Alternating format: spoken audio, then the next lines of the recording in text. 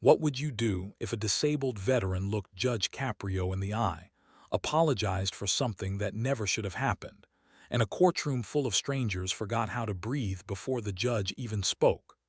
Drop a comment telling us right now whether pain can ever excuse a bad choice, because this case began with outrage and ended with a moment people in Providence would talk about for months. The most dramatic part wasn't the ticket. It wasn't the surveillance footage. It wasn't even the body cam. It was the exact second a proud man who had spent years refusing pity realized that justice was not there to humiliate him. It was there to save what was left of him. Hit that subscribe button if you believe the most powerful courtroom moments are not the loudest ones, but the ones that change a human heart in real time. Because by the end of this story, one apology would expose years of hidden pain, and one response from Judge Caprio would remind everyone watching what mercy really looks like. On Tuesday, March 18, 2025, at exactly 9:17 in the morning, the second-floor courtroom inside Providence Municipal Court at 325 Washington Street had that familiar mix of impatience and stale coffee that hangs in traffic court before anyone's life gets cracked open. People shuffled papers. A woman in a camel coat tapped a red acrylic nail against a citation envelope. A college kid in a Patriots beanie whispered to his girlfriend that this would be over fast. Nobody in that room knew they were about to witness the kind of moment millions would replay. Like this video if you believe some lessons only arrive when every excuse runs out. And stay with this one, because the man standing at the defense table looked nothing like the version of himself he would become before the morning was over. His name was David Rourke.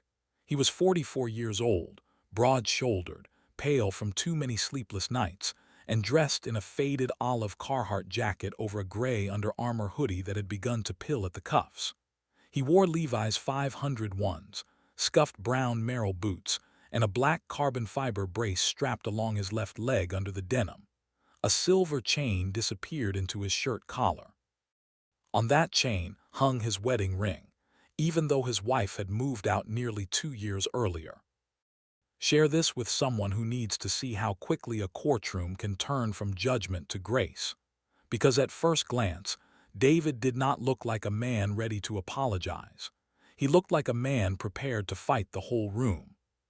His file sat on the bench in front of the clerk, Diane Russo, with the case number PMCT 25041872 clipped to the top. 2 citations. One for parking in the striped Ada access aisle outside Hasbro Pediatric Rehabilitation Center on Plain Street at 8:06 a.m. on December 12, 2024. Another for obstructing a patient loading zone after refusing a lawful order to move his vehicle. Total fines, $490. That number had been irritating him for 3 months, but the money wasn't the part that made him angry. It was the wording on the citation: obstructing accessibility, refusing lawful order. In his mind, it sounded like the city had turned him into the kind of man he spent his life trying not to become: weak, careless, entitled. He hated all 3 words equally. The bailiff, Thomas Keene, called his case in a steady voice, and David rose with the slight hesitation of a man whose body argued with him every time he stood. Judge Caprio looked over his glasses, saw the brace, saw the posture, saw the clenched jaw, and did what he always did before anything else. He looked for the human being underneath the file. "Good morning, sir," he said calmly. David nodded once. "Morning." That was all. No smile, no warmth, just a wall. Judge Caprio glanced down at the citation, then back up. "Mr. Rourke, I see here there are 2 parking-related violations. Tell me what happened." David let out a breath through his nose. "What happened is I parked for maybe 3 minutes. Not 30, not an hour, 3 minutes. I needed to get into the building, and the officer decided to make a federal case out of it." A few people in the gallery lifted their heads. You could always feel the room lean forward when someone came in hot. Judge Caprio kept his tone even. This isn't federal court, Mr. Rourke, and nobody is trying to make a spectacle of you. I'm asking what happened. David's chin rose. I served 2 tours in Afghanistan, Your Honor. I've got nerve damage, a reconstructed knee, and a brace that costs more than my car. I wasn't trying to hurt anybody. I was trying to walk less than the length of a football field. That's what happened. There it was, the first flash of pride. Not service as truth, but service as shield. Every person in the room could hear the sentence he didn't say. I earned some slack. Judge Caprio folded his hands. And did you park in the striped access aisle? David hesitated for half a second too long. Ch. Nickley, yes. Did Officer Morales ask you to move the vehicle? She did. And did you move it? No, because by then she was already writing the ticket. The courtroom was still. You could hear an HVAC vent rattle over the back row. Judge Caprio turned to the city's side of the room, where Officer Lena Morales sat in Navy uniform with a neat bun, a yellow legal pad, and the kind of posture that tells you she had already seen excuses in every possible shape. She was 36, a former military police reservist, and she did not look thrilled to be dragged back into a December morning she probably wanted to forget. Officer Morales, the judge said, anything you'd like to add? She stood. Yes, Your Honor. The vehicle was not simply near the Ada zone. It was in the blue-striped access aisle used to deploy wheelchair ramps. I asked Mr. Rourke twice to move it. He told me, and I quote from my body cam, "Write whatever you want, I'm not moving for anybody." There was a soft reaction in the gallery. Not a gasp yet, more like the first ripple before a wave. David's jaw flexed. That's not the whole context. Judge Caprio looked at him. Then help me with the context. David leaned toward the microphone, frustration spilling now. The context is that it was freezing rain, the lot was jammed, I was in pain, and I needed to get inside for an adjustment appointment. I didn't block traffic. I wasn't drunk. I wasn't joyriding. I parked where I could for a minute, and she acted like I robbed a bank. Pain explains urgency, Judge Caprio said quietly. It does not erase consequences. That line landed, people shifted. Somebody in the back whispered, "Wow." And then Judge Caprio asked the question that changed the temperature in the room. Was anyone affected by where you parked? Officer Morales answered before David could. Yes, Your Honor. The room went flat with silence. Drop a comment if you've ever seen a case turn on one sentence. Because what happened next transformed this from a routine traffic matter into the kind of moral reckoning nobody, in that courtroom, was prepared for. Officer Morales opened a thin manila folder and withdrew an incident report. At approximately 8:09 a.m., a wheelchair-accessible van transporting a pediatric patient arrived. Because Mr. Rourke's sedan was in the access aisle, the ramp could not be deployed properly at the curb. The child and her mother had to unload farther into the lane. A bystander assisting them slipped. There is surveillance video from the rehab center and body cam footage from my unit. A woman in the second row put her hand over her mouth. David's face changed, but only barely, a flicker, a small tightening behind the eyes. Nobody told me someone fell. Officer Morales did not blink. I told you there were people waiting to use that space. You told me to do what I had to do. I was in pain. And they were in the rain. That one stung. Judge Caprio's eyes remained on David. Did you know a wheelchair-accessible van was trying to unload? David swallowed. I saw a van, yes. I thought they could still get around me. That sentence hurt him the moment it came out because even he heard how weak it sounded. Not malicious, just wrong. Sometimes that is worse. Diane Russo passed a note up to the bench, and Judge Caprio read it quickly. Then he looked toward the monitor mounted near the clerk's station. Do we have the footage available? Officer Morales nodded. Yes, Your Honor. The gallery straightened. Even the young couple in the back stopped whispering. This was the moment when traffic court stopped being background noise and became the only thing anyone in that room cared about. As the screen flickered to life, David's fingers tightened around the edge of the table so hard his knuckles went white. He was still standing tall, still wearing that look that said he would rather bleed than beg. But the camera doesn't care about pride. The camera only cares about what happened. The surveillance footage was grainy, time-stamped 8:05:42 a.m., shot from above the entrance awning of the rehab center. You could see the pale silver shape of David's 2014 Toyota Camry swing in from Plain Street and pause beside the marked Ada van space. The pavement was wet and dark. Blue diagonal stripes gleamed with rain. The access aisle was as clearly marked as a warning could be. He didn't drift into it by accident. He looked at it. He chose it. There was the car. There was the line of people at the entrance. There was a woman under a black umbrella trying to keep a child dry. There was David opening his door slowly, wincing as he stood, one hand on the roof, the other on his cane. For one brief second, the entire room could see the truth he had been clinging to. He was not faking pain. Every step looked real. And then the footage kept going. Instead of moving the car after the officer approached, he gestured sharply. His free hand cut the air. Even without sound, you could read anger in his body. Then the wheelchair van arrived. It was white with a hospital shuttle decal on the side. It stopped. It waited. The umbrella woman stepped back. The driver leaned out. Officer Morales pointed at the Camry. David did not move. You could hear someone whisper, "Oh no." Then came the part nobody forgot.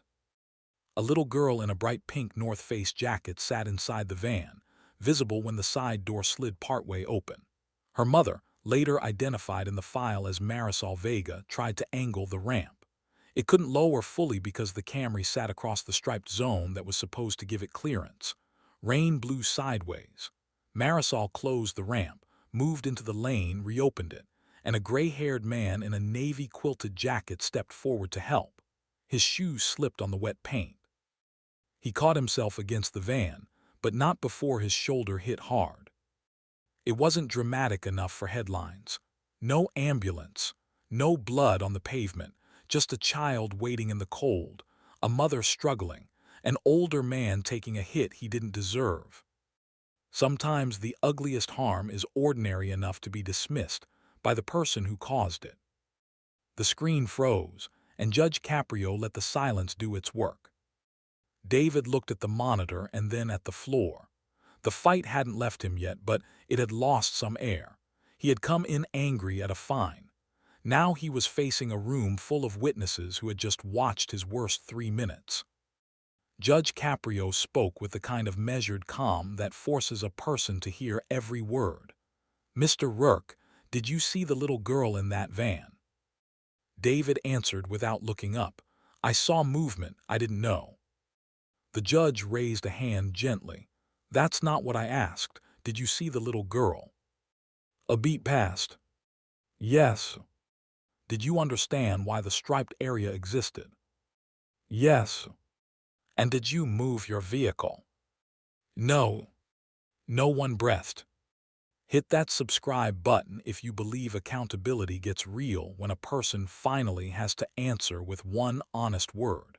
Because just when it seemed like the footage had settled the case, the courtroom learned there were people sitting in that room who had not come for entertainment.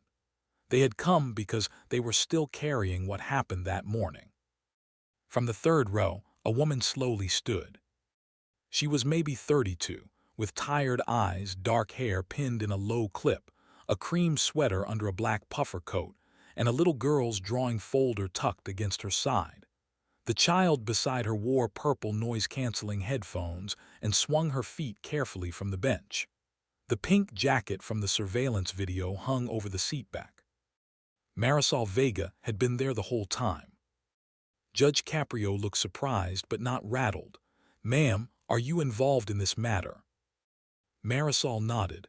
"Yes, Your Honor, my daughter and I were there that morning."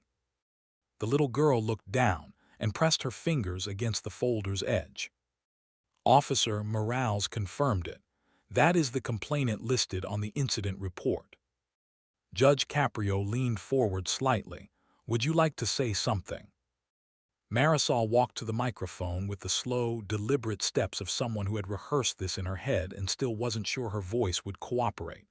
My name is Marisol Vega. My daughter is Elena. She's 10. She has spina bifida and lower limb weakness.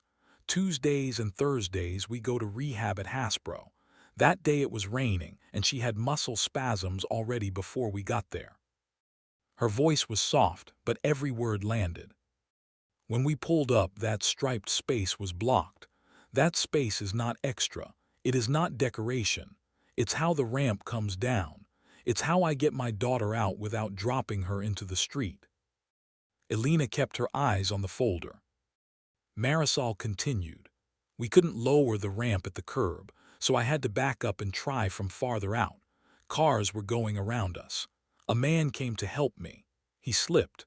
Elena started crying because she thought we were going to tip, and all I remember thinking was, why does somebody always have to decide their emergency matters more than my daughter? That sentence hit the room like a gavel. David looked up then, and for the first time the anger in his expression was mixed with something far more dangerous: recognition. Marisol wasn't finished. I am sorry for what happened to you in your life, sir. I really am, but my daughter should not have to pay for a stranger's bad morning. There was the outrage moment, clear, human, impossible to argue with. Judge Caprio nodded once slowly. Thank you, Ms. Vega. David's mouth opened, then closed. The words he wanted were no longer there. The little girl tugged lightly on her mother's sleeve and Marisol bent toward her. Elena whispered something. Marisol shook her head as if to say not yet. The judge turned back to David. Do you want to respond? He rubbed his thumb along the seam of the table. I didn't know she was, I saw the van, but I didn't know all that. Marisol answered before the judge could. You didn't ask.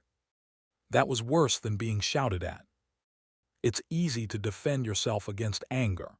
It's much harder to defend yourself against plain truth. Judge Caprio asked Officer Morales if the bystander who slipped was identified. She nodded and pointed to the back row.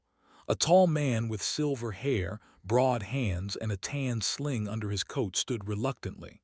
Harold Pierce, Your Honor. He walked forward like a man who didn't enjoy attention. Retired RIPTA bus mechanic. 68 years old. Rotator cuff surgery the year before.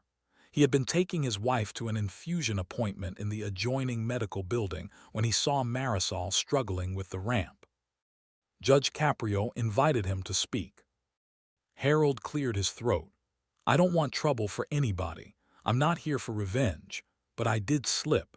I banged the same shoulder I had repaired in August, hurt like the devil for 2 weeks, and the part that bothered me wasn't the fall. It was that the officer was telling him exactly what the issue was, and he still acted like everybody else was overreacting. He turned, not cruelly, just directly, and looked at David. Son, when someone says a child can't get out of a van because of you, you move the car. You don't debate. That line burned because it sounded like something David's own father might have said before the drinking swallowed him. Judge Caprio thanked Harold and let him step back. Then he sat in silence for a few seconds that felt much longer.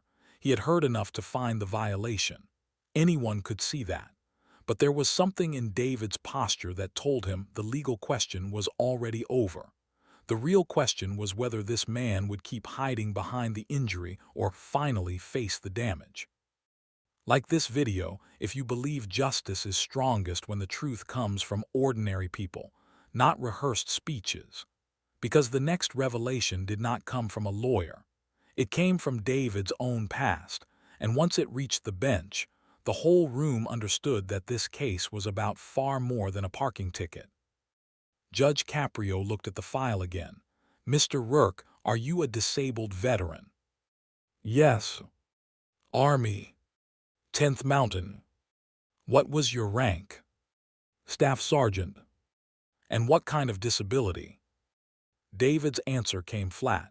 Blast injury in Kunar Province, 2011, left knee reconstruction, lumbar damage, neuropathy, PTSD if we're listing things. No drama, no fishing for sympathy, just inventory. The judge nodded. Thank you for your service. David gave a tiny shrug, almost bitter. People say that when they don't know what else to say. Some in the gallery looked uncomfortable. Others looked irritated. Judge Caprio just studied him. Perhaps, the judge said, but I mean it. And I also mean this. Service is honorable. It is not a license to injure civilians because you are having a hard day. David's head snapped up. I did not injure anybody. Officer Morales opened the body cam file. This one had sound. The video was shakier, shot from chest level. You saw the silver Camry. You heard sleet ping off a windshield. You heard Officer Morales approach. Sir, this striped aisle has to remain clear for ramp access. I need you to move the vehicle now. David, still seated at the wheel at that point, grimaced and said, I'm getting out. Give me a second. You can't leave it there, sir. Then came his voice again, sharper, tired, angry in a way that sounded older than the morning itself. You see the brace. You see the cane. I need to be 20 feet from that door. Do what you gotta do. Officer Morales replied, There's a van arriving. This isn't optional. And then the line that made several people in the courtroom physically react. Write whatever you want, David said. I'm not moving for anybody. The body cam angle shifted. You heard a child crying in the background, Marisol's voice strained, Harold saying, easy, easy, the clunk of the van ramp trying to lower, a passing car splashing through shallow water. Officer Morales repeated louder now, Sir, a child needs this space.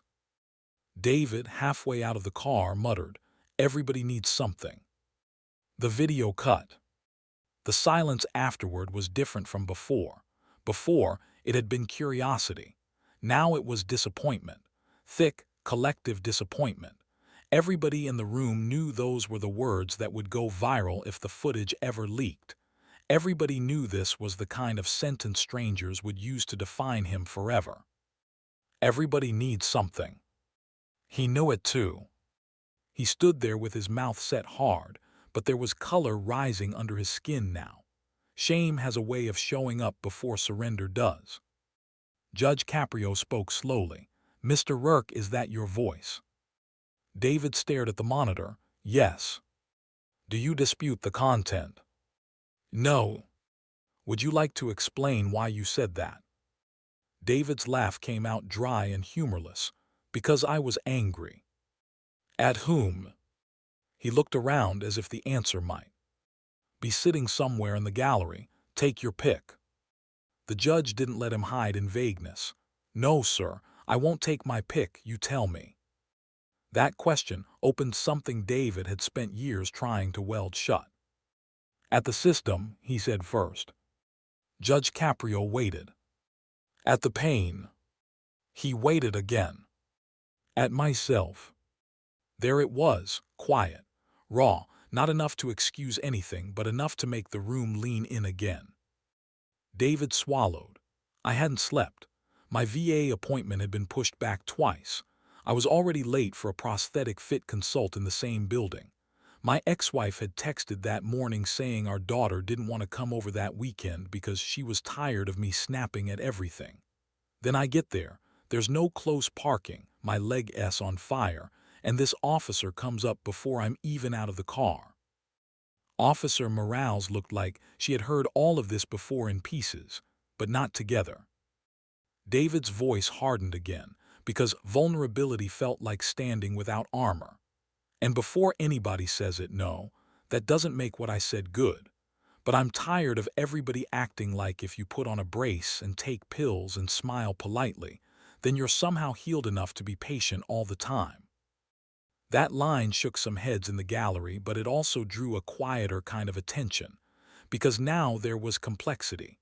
He had done wrong, clear wrong, but he was also speaking from a wound bigger than a parking violation. Judge Caprio asked one more question. Did you apologize to Ms. Vega that morning? David looked at Marisol. No. To Mr. Pierce? No. To Officer Morales? No. Why not? David's answer was almost a whisper. Because I thought if I apologized, it meant I was the villain. Judge Caprio leaned back and something about his expression shifted. He had seen this before. Men who could survive explosions, ambushes, addiction, divorce, funerals, hunger, but could not survive being seen as weak. Men who mistook humility for surrender. Men who would rather pay a fine than say the two words that might save them. The villain, the judge repeated softly, or the man who made a bad choice. David said nothing. Judge Caprio's next words were so calm they were almost gentle. There is a difference, Mr. Rourke, but if you refuse to see it, you may lose both. That sentence changed everything. Drop a comment telling us if you've ever watched someone realize they've been defending the wrong thing, because from that point on, the battle was no longer over money. It was over identity. And just when David seemed closest to breaking, another piece of evidence came forward that made his silence feel unbearable. Clerk Diane Russo stepped to the bench and handed the judge a sealed envelope that had arrived with the morning docket attachments. Judge Caprio read the notation on the front. From Samuel Barlow, Providence Vet Outreach. Officer Morales nodded. Your Honor, Mr. Barlow asked that it be included if the court considered any alternative disposition. The judge opened the envelope and scanned the letter. Then he looked at David. Do you know a Mr. Samuel Barlow? David exhaled. Yeah.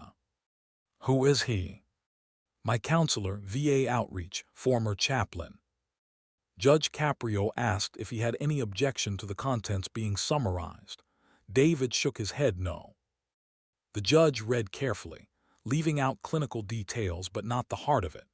Samuel Barlow wrote that David Rourke had been attending intermittent counseling for post-traumatic stress, chronic pain, and survivor's guilt stemming from a 2011 roadside blast in Kunar province that killed specialist Miguel Torres and permanently injured David. Barlow noted that David had a pattern of disengaging when ashamed, especially after incidents of anger. He also wrote that on the morning of the violation, David had called him at 7:41 a.m. sounding agitated after learning that another veteran from his support group had died by suicide the night before. A murmur went through the room. The judge continued, Mr. Barlow does not excuse your conduct. He writes that clearly. He says, quote, pain may explain Mr. Rourke's fuse, but it does not heal anyone he burns, end quote. David closed his eyes for 1 second. Then Judge Caprio read the next line. He also writes, quote, if Mr. Rourke ever truly apologizes, please know that he will be doing something harder than most people in that courtroom understand, end quote. That changed the air again. Now the room wasn't just looking at a rude driver. They were looking at a man standing on the edge of a cliff he had been approaching for years. But the judge didn't rush to comfort him. He knew better. Mercy without accountability is just sentiment, and Judge Caprio was not in the sentiment business.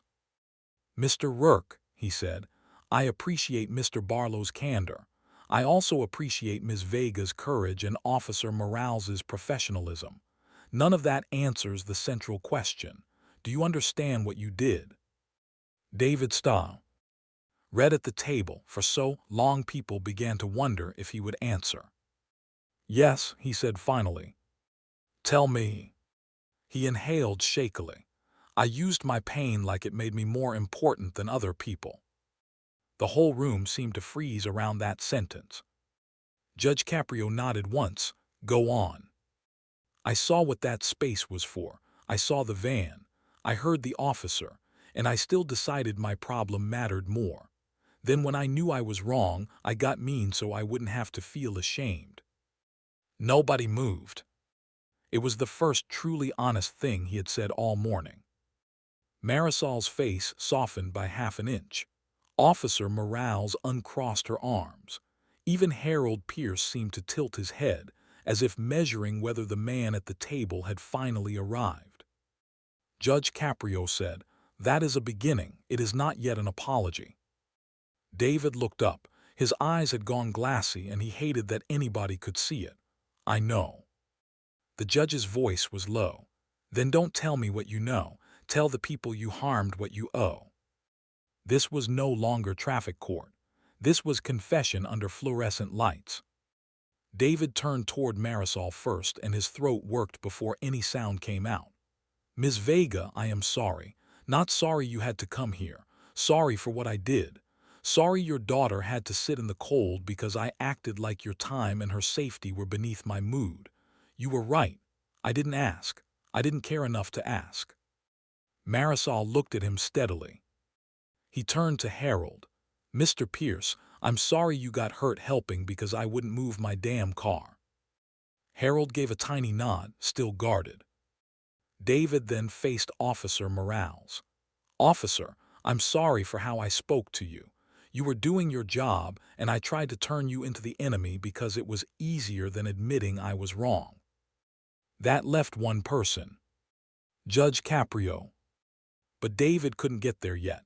Not fully, because apologizing to the people he harmed was one thing. Apologizing to the judge meant acknowledging he had wasted the court's time, challenged its authority, and tried to manipulate the moral terms of the case. That required surrender of a different kind. He looked away. The judge saw it. "You're almost there," Judge Caprio said softly, "but not yet." Like this video, if you believe the hardest apology is the one aimed at the person who saw straight through you. Because at this point, everyone in that courtroom could feel it. David had cracked open, but the deepest truth was still trapped behind his pride. And then the person nobody expected to speak changed the whole room with 6 words. Little Elena Vega raised her hand. The movement was so small it almost went unnoticed, but Diane Russo saw it first, then Marisol, then Judge Caprio. "Yes, sweetheart," the judge said gently. Elena pushed her purple headphones off one ear.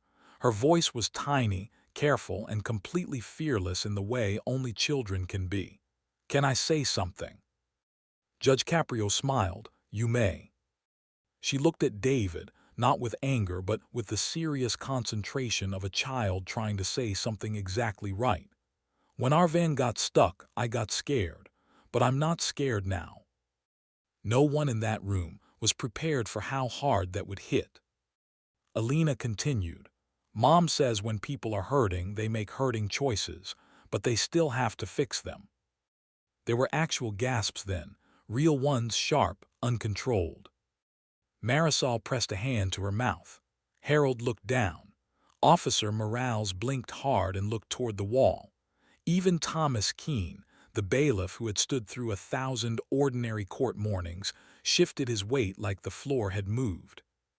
David looked at Elena, as if no one had ever spoken to him more honestly in his life. The little girl reached into the folder she'd been holding and pulled out a sheet of paper.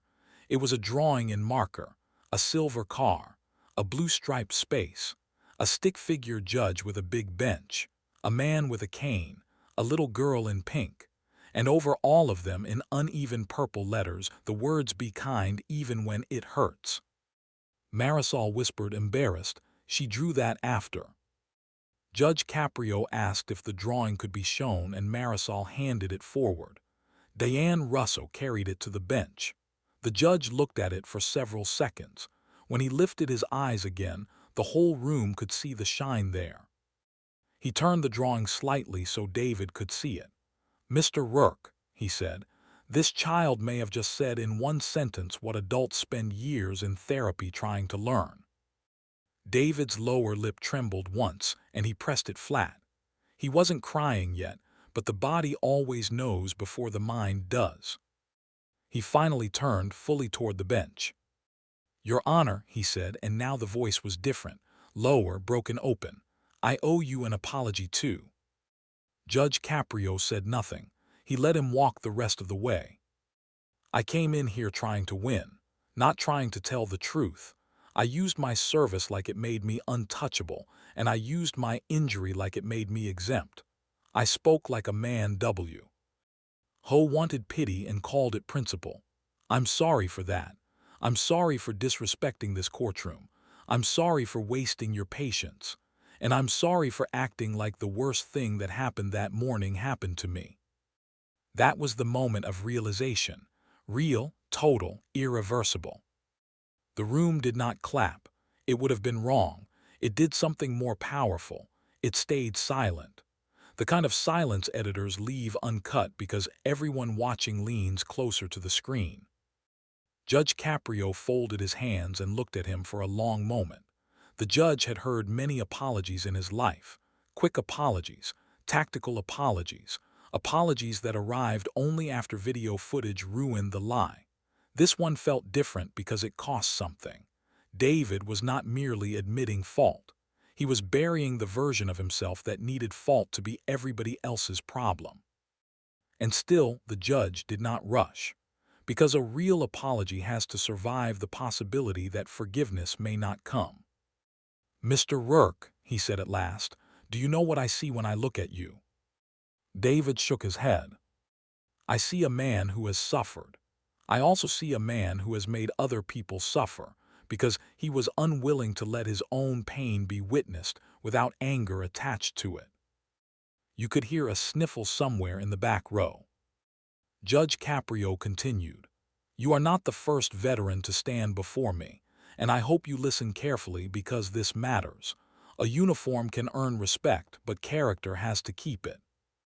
There was one of those lines everyone in the room knew they would remember later. The judge went on, "Pain explains a moment. It does not excuse a choice. Pride is the last bandage many wounded people wrap around a bleeding heart, but a bandage is not the same as healing." David's head bowed. Then Judge Caprio leaned forward slightly, his voice warm now but no less strong.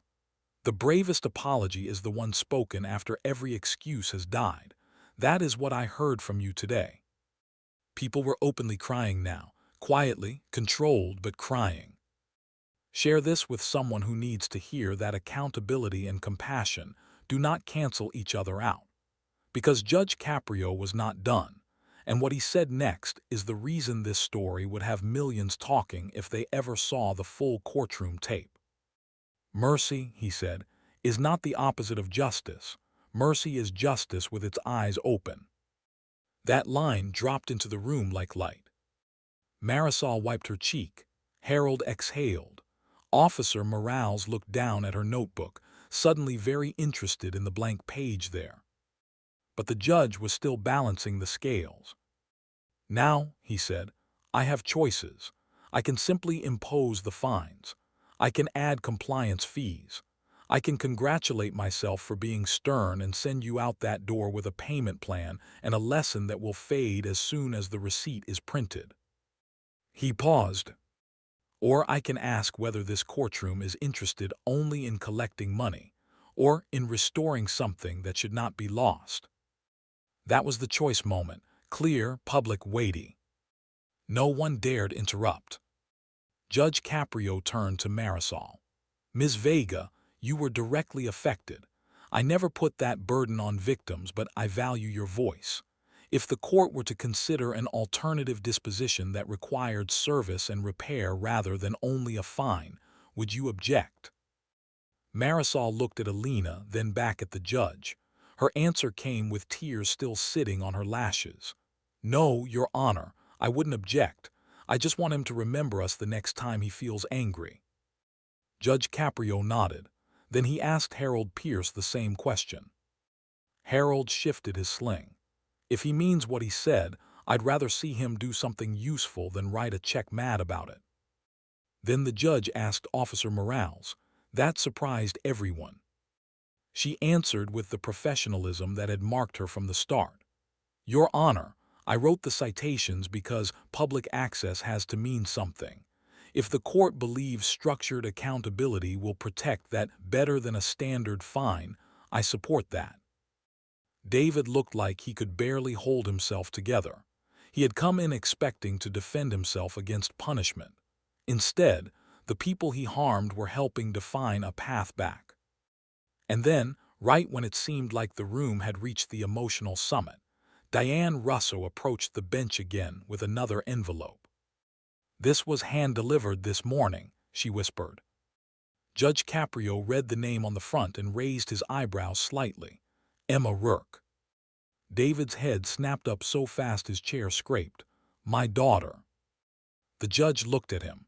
"Do you want me to read this privately or aloud?"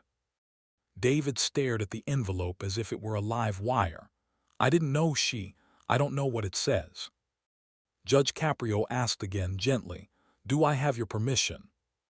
The room was so still, you could hear paper crackle in his fingers. David nodded once, "Yes." Like this video, if you can feel the moment before everything changes. Because this was the twist nobody saw coming, and it reached deeper than any video, any report, or any testimony. It came from the one person whose opinion mattered to David more than his own. Judge Caprio opened the envelope carefully and unfolded a page of lined notebook paper written in purple gel pen. The handwriting was young but neat. He began to read. "Dear Judge Caprio, my name is Emma Rourke. I am 13 years old and I am at school today, so I cannot come with my dad. My mom said I shouldn't be involved, but Mr. Barlow said maybe I should write what I know if you think it helps. My dad was not always angry.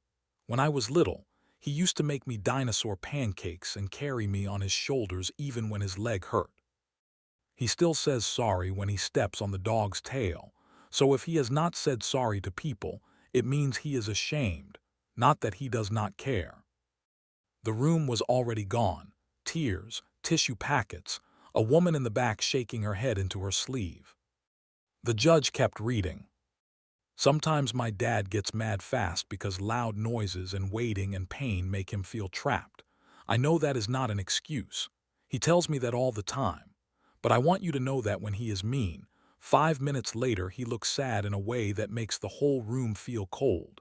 He sleeps in the recliner because he says beds are for people who feel safe. He leaves the hallway light on.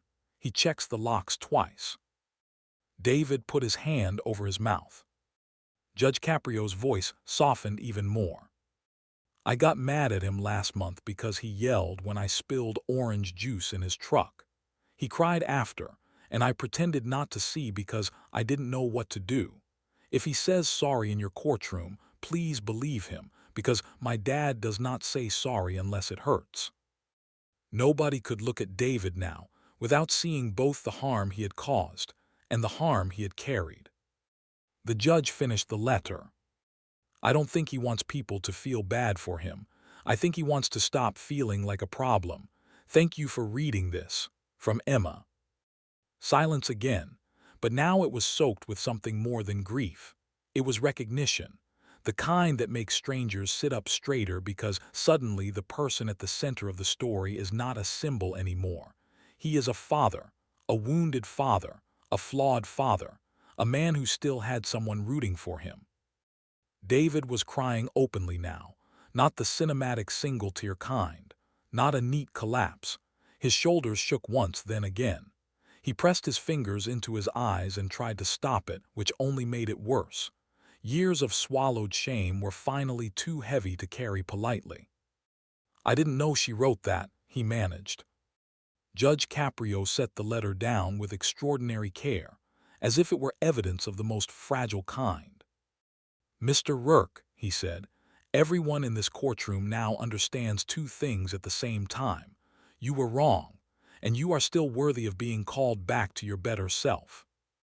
That line broke the last thing still standing in David. He lowered himself into the chair behind him because his leg had begun to shake too hard. Thomas Keene subtly moved closer, not because David was a threat, but because human beings sometimes need quiet support when dignity is barely hanging on. Marisol reached into her purse, pulled out a small pack of tissues, and extended it without a word. David looked stunned before taking one. That was the unexpected compassion moment. Not grand, not theatrical, just a mother who had every reason to stay hard choosing not to. He whispered, "Thank you." Marisol nodded, "Just mean it." He did. Judge Caprio allowed the room to settle. Then he delivered the response people would later repeat almost word for word. "When a man breaks in public," he said, "we often call it weakness because we are uncomfortable watching pride lose. But sometimes what you are witnessing is not weakness at all. Sometimes you are watching a soul stop lying." No one moved. "You apologize today," the judge continued, "not because you were forced to read a script, but because the truth finally cornered you and you did not run. That matters. It matters to this court. It matters to your daughter. It matters to the people you harmed. And it should matter to you because if you can tell the truth here, you can tell it at home, in counseling, in every place where your pain has been speaking louder than your character." This was the beautiful response the title promised, and the room knew it. But the judge was not finished. Beautiful did not mean soft, it meant complete. "So here is my ruling. On the first citation, the court finds the violation proven. On the second citation, obstructing patient loading after refusal to move, also proven. I am imposing the fines in full today, $490. David nodded, accepting it. Then Judge Caprio held up one finger. "And I am suspending every dollar of that amount on 3 conditions." The room tilted forward as 1. Condition 1. Within 60 days, you will complete 40 hours of volunteer service through Providence Vet Outreach and the Pediatric Mobility Support Program at Hasbro Rehabilitation. You will not do clerical work. You will assist with curb access escorts, adaptive equipment transport, and veteran family support intake, because I want your body to remember what your mind forgot. A wave of murmurs moved through the gallery. Condition 2. You will continue counseling with Mr. Barlow and provide proof of attendance for 8 consecutive weeks. David nodded again, quicker this time. Condition 3. You will write letters, 1 to Officer Morales, 1 to Ms. Vega and Elena, and 1 to your daughter, not long letters, honest letters. By now, tears were everywhere. Judge Caprio added one final piece. If any condition is ignored, the fines are reinstated. If all are completed, the financial penalty is waived, and this court will consider the matter resolved. David stood slowly. "Yes, Your Honor." But Judge Caprio wasn't done with him yet. "One more thing, Mr. Rourke." "Yes, sir." "When you leave this room today, do not call what happened to you humiliation. Call it interruption. Your life was interrupted by truth. Thank God." That was another line people would never forget. Drop a comment telling us whether more courts should create accountability like this instead of just collecting fines, because by now the case had already become the most talked about thing in that building. Yet the deepest proof that something real had happened would not arrive until weeks later. David turned to Marisol and Elena again before leaving. His eyes were red. His face looked 10 years older and somehow lighter at the same time. "I'll write," he said. Marisol nodded. "We'll read it." He looked at Elena. "Thank you for the drawing." She shrugged in that child way that somehow holds more grace than adult speeches. "You should keep it so you remember." He put a hand over his chest. "I will." Then he faced Officer Morales. "I meant what I said." She met his eyes. "Then do the work." Harold Pierce reached out with his good arm and gave David a rough, quick handshake. "You've got a second chance, son. Don't insult it." David answered, "I won't." But of course, promises are cheap in a courtroom. Everyone knows that. The true test always comes later, when cameras are gone, when tears dry, when the old habits return and ask for the keys again. The next morning at 7:00 a.m., David reported to Providence Vet Outreach on Westminster Street wearing the same Carhartt jacket, a clean white t-shirt, and an expression that said he still wasn't fully convinced he deserved to be there. Samuel Barlow, 58, broad-faced, kind-eyed, former Army chaplain with a gravel voice and a cheap Timex watch, was waiting for him by the coffee urn. "You showed up," Barlow said. David gave a tired half-smile. "Court order helps." Barlow nodded. "For now, but court orders expire, character doesn't." There was another one.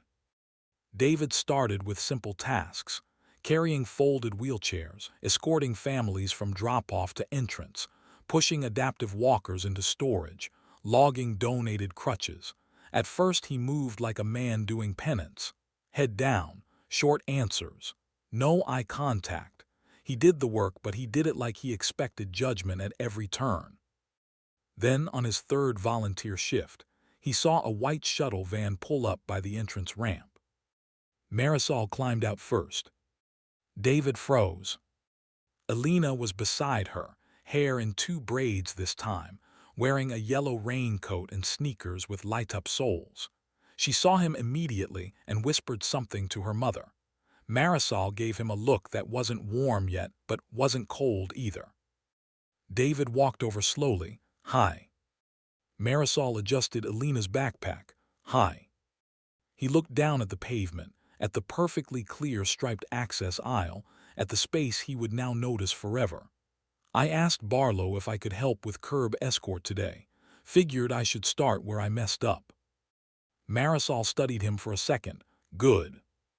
He bent slightly toward Alina. "I still have your drawing." She smiled. "Did you put it on the fridge?" "No," he said. "On the mirror, so I see it when I'm being stubborn." Alina laughed. It was the first truly light sound connected to him since the case began. "Like this video if you believe redemption should be visible, not just spoken." Because that was the first proof the courtroom moment had survived outside the courtroom. Not perfectly, not magically, but genuinely. Over the next 2 weeks, David kept coming. 40 hours became 52 before anybody was counting. He helped a grandfather lift a pediatric stroller through slush. He walked a newly injured Marine corporal from intake to prosthetics without pretending to understand more than he did. He listened to 2 exhausted mothers explain insurance delays. He stayed after one shift to salt the ramp before freezing rain. He started carrying extra ponchos in the trunk of his Camry. And then came the letters. The one to Officer Morales was 1 page, written in blocky blue ink. "Officer Morales, you were doing your job, and I tried to bully you with my pain and my service. That was wrong. You protected people I failed to notice. Thank you for staying professional when I gave you every reason not to." She read it at her kitchen table and sat there for a full minute afterward, not because she was overwhelmed, but because sincerity has a weight to it, and she wanted to respect that weight. The letter to Marisol and Alina was longer. "I keep thinking about the sentence Alina said in court. People are hurting, so they make hurting choices, but they still have to fix them. I don't know if I can fix that morning, but I can become the kind of person who would never repeat it. Thank you for choosing honesty over hate." Marisol taped that letter inside a kitchen cabinet where only she could see it. The letter to Emma was the hardest. It took him 3 days and 2 crumpled drafts before he could write without slipping into explanations. In the final version he wrote, "You should never have to guess whether your father is ashamed after he hurts somebody. You should have a father who notices before he hurts them. I am trying to become that man." Emma read it on her mother's couch and cried into the sleeve of her school sweatshirt. Then, for the first time in months, she texted him first. "Can we get pancakes Saturday?" David stared at the screen so long, he almost forgot to answer. "Yes, dinosaur ones if you want." She replied with a single dinosaur emoji and a red heart. That might have been the moment he began to believe Judge Caprio had not merely reduced a fine. He had interrupted a collapse. Still, transformation is never clean. On week 4, David had a setback. A crowded pharmacy line, a man cutting in front, a spike of pain down his left hip. By the time the cashier called him next, his breathing had gone thin and hard, and he snapped, "Can we move this along?" loud enough to make two people turn. Instantly he felt it, the old reflex, the old armor, anger first, shame second. He left with the prescription bag in his hand and sat in the Camry gripping the steering wheel until his palms hurt. Then he did something the old version of him would never have done. He called Samuel Barlow. "I almost did it again," he said. Barlow answered, "Almost is not the same as did. What happened next?" "I caught it. That's called progress." "No," David said quietly, "that's called work." Barlow smiled into the phone where David couldn't see him. "Exactly. Share this with someone trying to change in ways nobody applauds right away, because this is the part most people never see. Not the courtroom tears, the ordinary Tuesdays, the interrupted habits, the moments when nobody is watching and a person chooses,